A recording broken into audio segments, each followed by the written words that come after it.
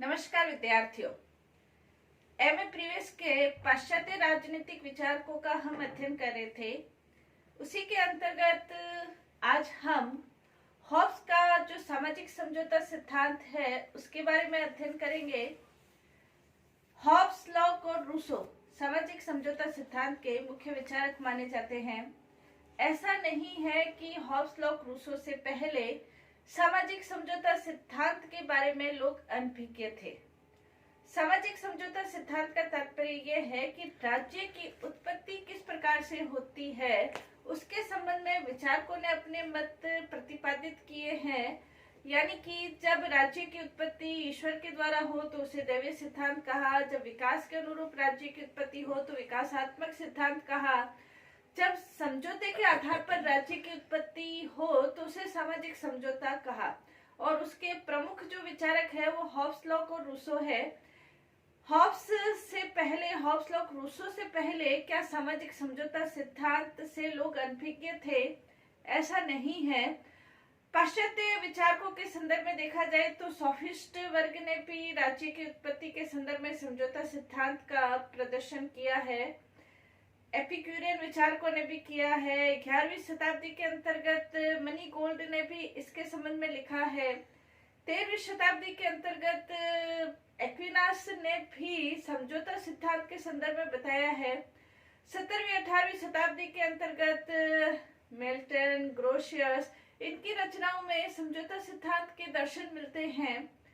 भारतीय राजनीतिक विचारकों के अंतर्गत देखें तो शुक्र, कौटिल्य, इनकी रचनाओं में भी समझौता सिद्धांत के दर्शन देखने को मिलते हैं। लेकिन समझौता सिद्धांत का जैसा विधिवत, व्यवस्थित और वैज्ञानिक प्रतिपादन हॉब्स, लॉक, रूसो ने किया है, उसके कारण से इनका नाम, हॉब्स, लॉक और रूसो का नाम सामाजिक समझौता सिद्धांत के अंतर्गत महत्वपूर्ण रूप से जुड़ा हुआ है।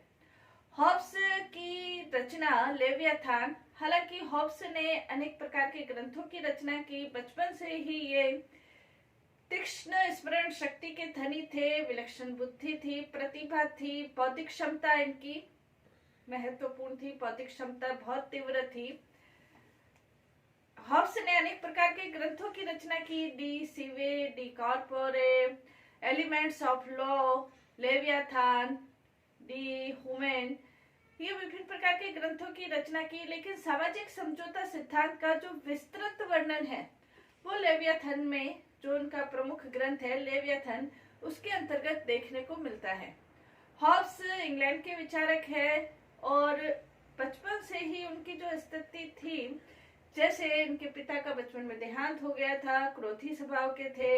इनके चाचा ने जो उनका पालन पोषण किया था, चाचा का स्वभाव भी थोड़ा सही नहीं था और जो भी इनके संपर्क में लोग आए थे वो भी बहुत ज्यादा सही हो ऐसा नहीं कह सकते हैं। इसके अलावा उस समय जो वैज्ञानिक क्रांति हो रही थी, वैज्ञानिक आविष्कारों का जो आविष्कार हो रहा था, गैलीलियो से इनका संपर्क था, डेकार्ते से इनका संपर्क था, तो भौतिकवाद का, वैज्ञानिकवाद का हॉब्स के ऊपर प्रभाव पड़ा और इसलिए उन्होंने निरंकुशतावाद और धर्मनिरपेक्षतावाद के ऊपर अपने महत्वपूर्ण रूप से विचार प्रतिपादित किए हैं।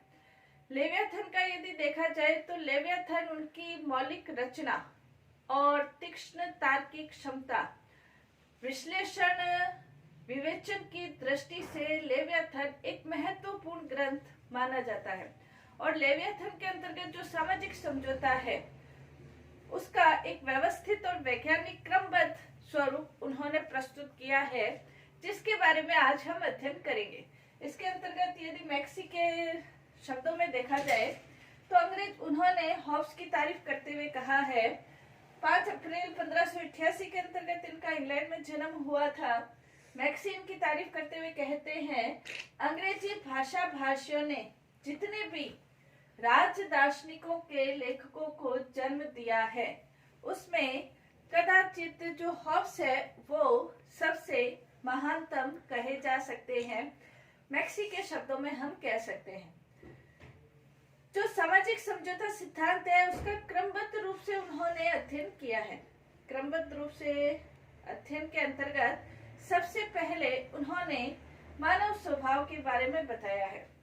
चूंकि इंसान के जो विचार होते हैं वो उसके तत्कालीन परिस्थितियों के ऊपर, वातावरण के ऊपर निर्भर करते हैं। हॉब्स भी इससे अछूते नहीं थे और उनके जीवन में जिस प्रकार के व्यक्तियों से उनका संपर्क रहा, उससे उनका ये मानना था कि जो व्यक्ति है वो स्वार्थी है, झगड़ालू है, नीच है, दुष्ट है, विवेकहीन है, आत्मकेंद्रित है, स्वार्थी है।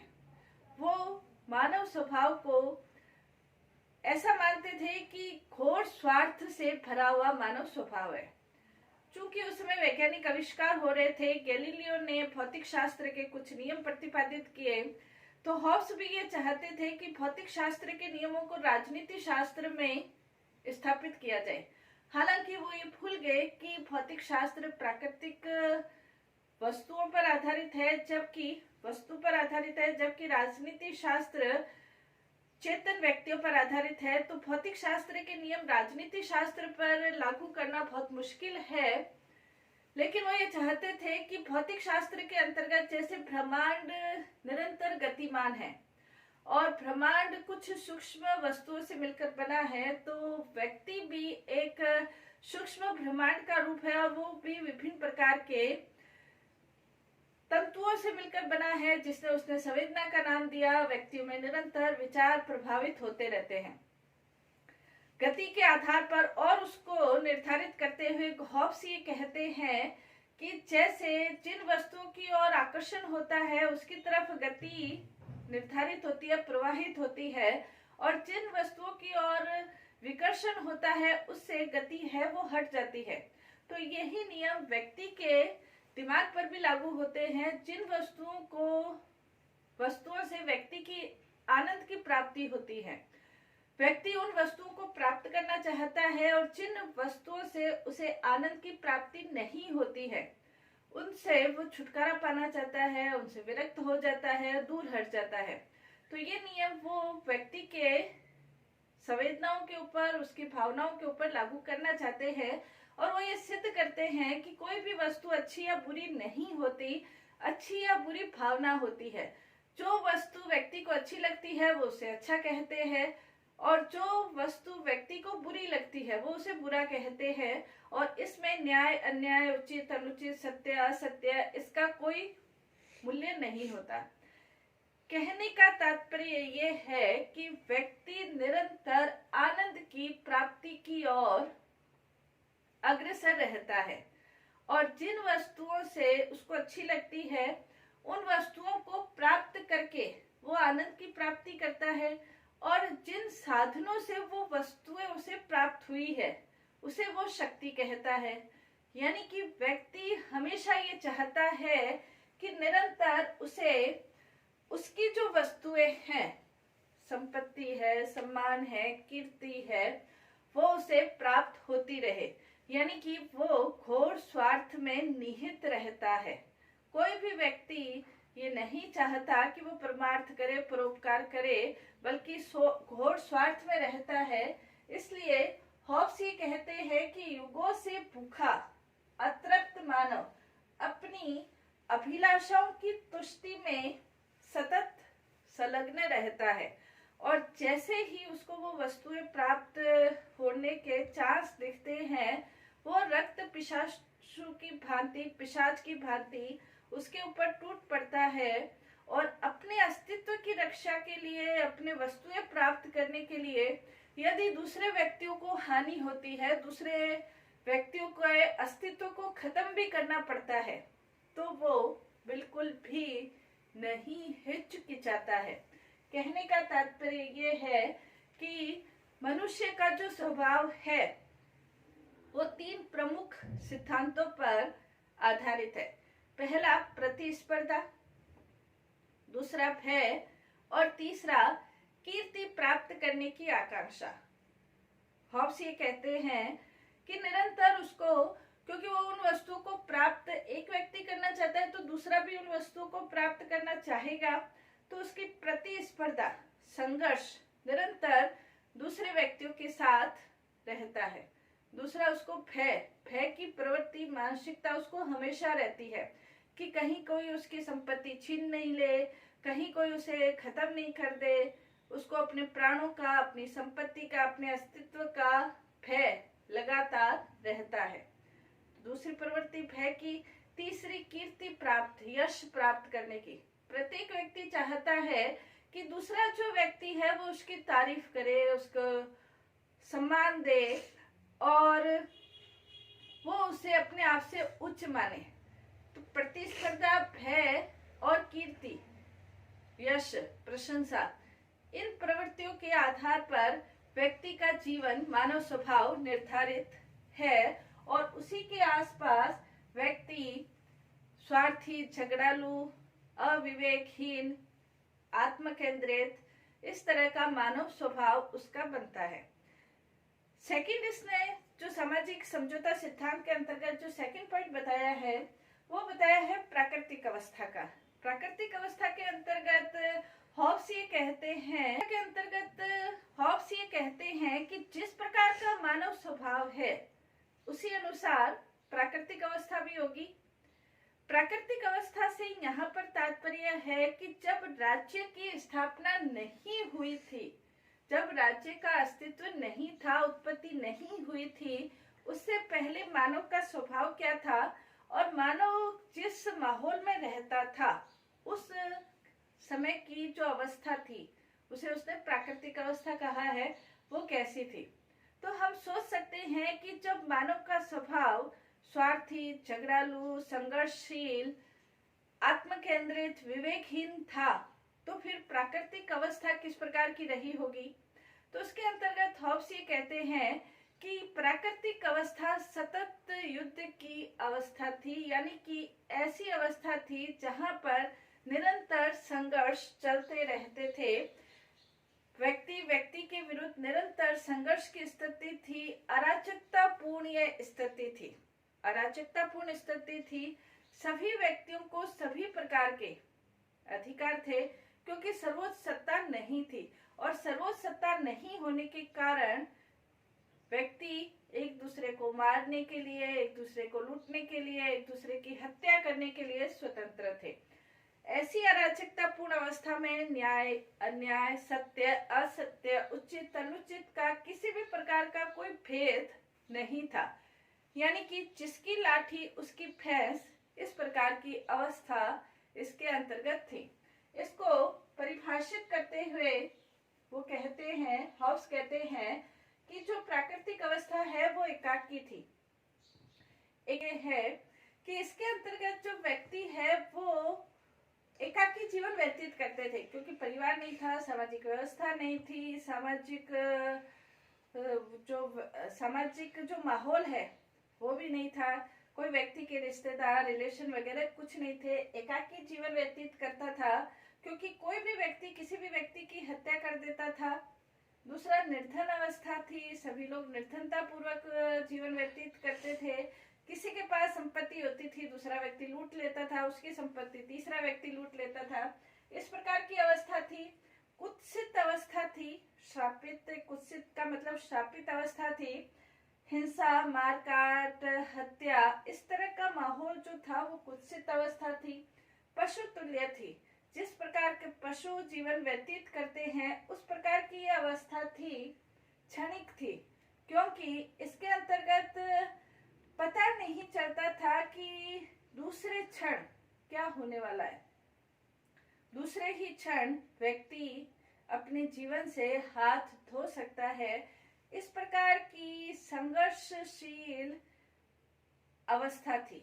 इसके अंतर्गत हॉब्स ये कहता है कि इस प्रकार की अवस्था के अंतर्गत कोई वैज्ञानिक आविष्कार होने का सवाल ही नहीं था। कोई कला, संस्कृति, व्यापार, वाणिज्य, इस प्रकार की कोई उन्नति इस प्राकृतिक अवस्था में संभव भी नहीं हो सकती थी। कुछ विद्वान ये कहते हैं कि जैसे वेपर है, वो ये कहते हैं, इसकी आलोचना करते हुए कहते हैं कि इस प्रकार की प्राकृतिक अवस्था का कोई विवरण तो मिलता नहीं है। ऐतिहासिक आधार पर इस प्रकार की प्राकृतिक अवस्था का कोई विवरण नहीं मिलता है, इसलिए इसको सही नहीं माना जा सकता है। हॉब्स ने भी ये कहा है कि इस प्रकार की प्राकृतिक अवस्था का ऐतिहासिक रूप से कोई विवरण नहीं मिलता है, लेकिन उसका जो प्रमुख उद्देश्य था वो ऐतिहासिक आधार पर प्राकृतिक अवस्था को सिद्ध करना नहीं था। उसका जो प्रमुख उद्देश्य, हॉब्स का जो प्रमुख उद्देश्य था, वो उद्देश्य ये था कि जब सर्वोच्च नियंत्रणकर्ता सत्ता नहीं हो तो फिर व्यक्ति का स्वभाव या जो अवस्था है उस समय की वो कैसी हो सकती है जब सर्वोच्च शक्ति नहीं हो। हॉब्स ने अपने प्राकृतिक अवस्था का जो उसने चित्रण किया है उसको कुछ उदाहरणों से उन्होंने सिद्ध भी किया है।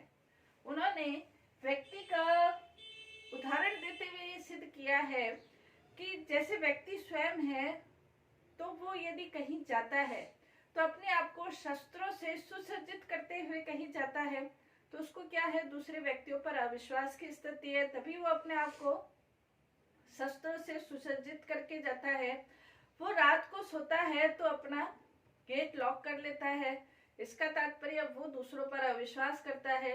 वो अपनी संपत्ति को, आज का उदाहरण देते हुए कहता है, वो अपनी संपत्ति को भी लॉक में रखता है, उसको अविश्वास की स्थिति है। तो इस आधार पर वो ये सिद्ध करता है कि ये जो अविश्वास की स्थिति है ये सिद्ध करती है कि इस तरह का वातावरण रहा होगा। दूसरा उसने ये बताया, इंग्लैंड के गृह युद्ध का उदाहरण देते हुए कहा कि इंग्लैंड के अंतर्गत उस समय 16वीं शताब्दी के अंतर्गत गृह युद्ध की स्थिति थी। एक तरफ राजतंत्रात्मक समर्थक लोग थे, दूसरी ओर राजतंत्र के विरुद्ध लोग थे, इनके बीच आपस में गृह युद्ध की स्थिति थी।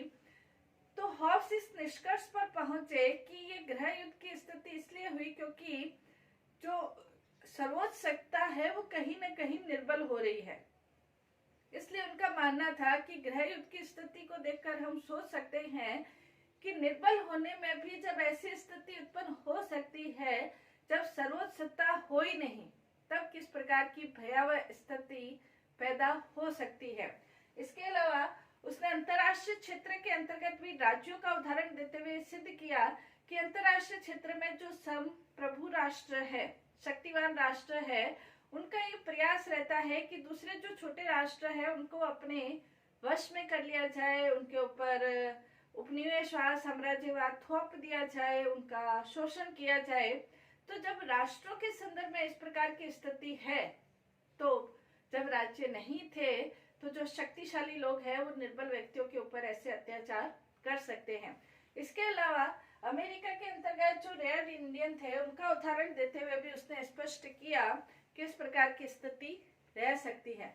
कहने का तात्पर्य ये है कि हॉब्स ने प्राकृतिक अवस्था का कोई ऐतिहासिक आधार पर सिद्ध करने की कोशिश नहीं की, बल्कि उसने ये सिद्ध करने की कोशिश की कि जब सर्वोच्च सत्ता नहीं थी तो उस समय इस प्रकार की प्राकृतिक अवस्था रही होगी, और इसलिए वो ये चाहता है कि इस प्रकार की स्थिति को दूर करने के लिए, अराजकतापूर्ण संघर्ष की स्थिति को दूर करने के लिए एक सर्वोच्च सत्ता की, नियंत्रणकर्ता सत्ता की, संप्रभु सत्ता की, निरंकुश सत्ता की आवश्यकता है जो व्यक्तियों को कंट्रोल कर सके। तो सामाजिक समझौता सिद्धांत का और भी इसके पॉइंट्स है जिसका हम अध्ययन नेक्स्ट क्लास में करेंगे। धन्यवाद।